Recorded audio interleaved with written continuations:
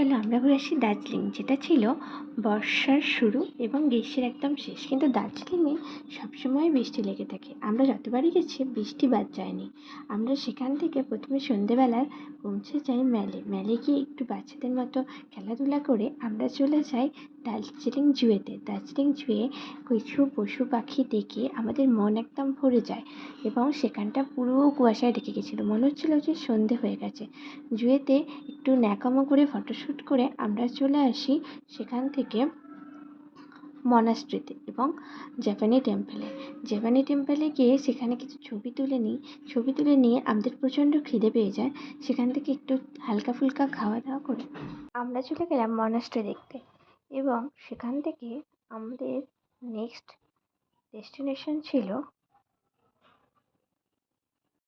দিনের বেলায় একটু ম্যালটা ঘুরতে এবং তারপরে আমরা কেভেন্টার্সে গিয়ে একটু খাওয়া দাওয়া করলাম। এরপর আমরা বাতাসিয়া লুপে এসে একটু সেলিব্রিটিদের মতো ভিডিও শ্যুট করে নিলাম।